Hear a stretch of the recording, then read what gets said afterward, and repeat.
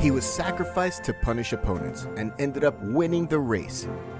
Carlos Sastre, the triumph of the tireless gregarious. He only needed a historic ascent to sentence the Tour de France. Do you want to know what happened on the way to Alpe d'Huez during the 2008 Tour? Follow my wheel and I'll tell you.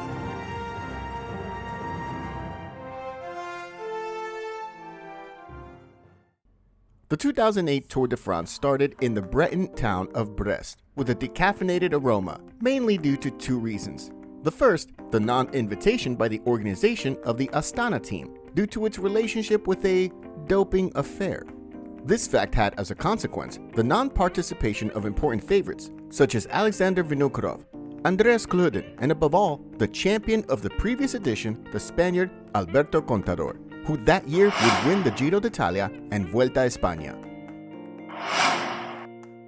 On the other hand, the first stage wouldn't be a prologue, but an online stage. In addition, bonuses at the finish line were cancelled. These were very significant changes compared to other years. The route also had many detractors. Few mountains, they said. 180 cyclists participated, divided into 20 teams, of which only 145 managed to reach Paris. In this facet, Euskaltel Euskadi, Team Milram, and CSC teams stood out, who came to the end of the race with all of their riders. The absence of Contador clearly increased the number of favorites to the final victory. Cadel Evans was the main contender on the starting line. His performance the previous year, second, and the absence of the Spaniard made the Australian a great rival for all. The Italian Cunego would try to put him in trouble in the mountains, as would the Spaniards Alejandro Valverde and Sanchez. Denis Menchov was another of the contenders who arrived at the Tour in good physical condition, while the Shleck brothers were an unknown. Frank and Andy and Frank, cyclists with a lot of class, but very irregular. The Shleck brothers team, CSC, was captained by former rider Bjarnar Riis and had among its cyclists a rider of what we commonly call gregarious. Carlos Sastre, born in Madrid in 1975, was a superb cyclist, but a team rider, a gregarious. A cyclist with incredible conditions for climbing, but always behind a leader. First Basel, the Shleck brothers. His Achilles heel was the time trial, where he used to lose all his options, so no director placed in him the confidence to attempt the assault on the Tour de France. He was always obligated to work for a leader. He had led the team in the Vuelta a España, with very good results, but the Tour was another story. Madrid rider characteristics, his regularity, his tenacity, his engine. Sastre had a diesel engine, and he led situations in which, when there were problems with the team leader, he was the one who saved the general classification. He had always made very meritorious performances, highlighting the 2 fourth places in 2006 and 2007, but he needed to take a small step forward. He was labeled too conservative. That was about to change in 2008.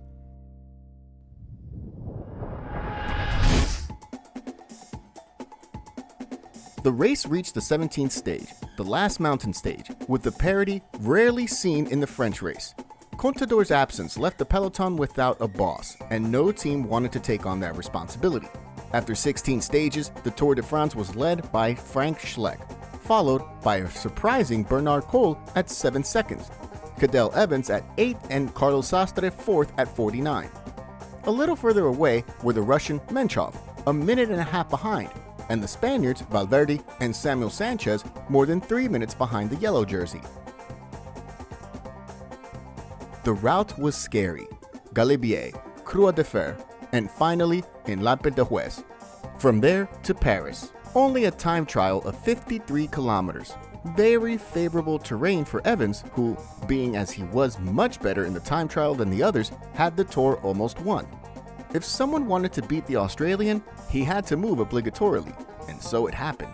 The tactic of CSC, which wore the yellow with Frank Shleck, was presumable.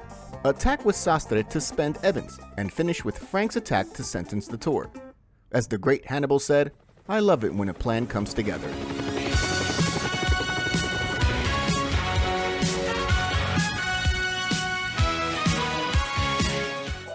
The first 2 summits were overcome without problems under the rhythm of the CSC team.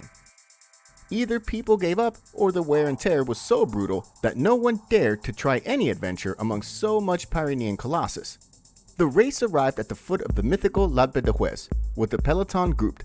Nothing that would have happened previously presaged what was experienced during the 13-kilometer and 21 curves of ascent to the winter station of Huez. As soon as the ascent begins, Sastre tries to go alone. It was what was agreed. Maybe not so soon, but you could see it coming. Behind the Spaniard came out first Menchov and later Evans. The Australian has trouble following the Spaniard. Without time to take a break, Sastre tries again, but this time with all his being. This attack is different. As he himself said later, this attack was to win the Tour. The attack was so strong that no one could respond. The favorites look at each other. It seems that nobody is going to take responsibility. The riders are going to jerks, and this benefits Sastre, who is increasing his advantage. 20, 25, 30. Behind, it has to be Cole who sets the pace, which makes Menchov drop. But being things like that, this group is doomed. Nerves begin to appear even in the Shleck brothers, who incomprehensibly begin to lead the group and try to escape with their partner ahead. A few simple words from its director, Rees, were enough to put an end to the nonsense.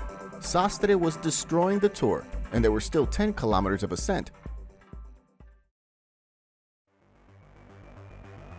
The gap continued to increase, and with 8 kilometers to go, the Spaniard was already the virtual leader of the Tour de France. With an exquisite cadence, the eternal gregarious ascended between the magical 21 curves to vindicate the figure of the fighter cyclist, sacrificed, who was always there to show his face, and who was now the protagonist in search of the best of destinations. Evans himself tried to take on the hunt, but it was too late. It only remained to lose as little as possible to be able to try in the time trial. But the future was dark for the Australian.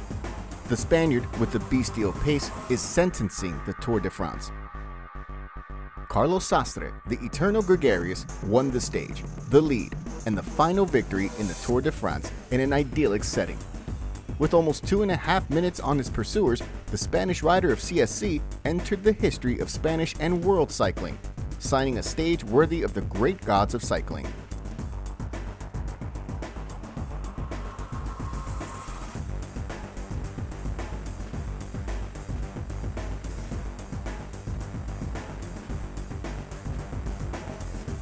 Thank you very much for getting here.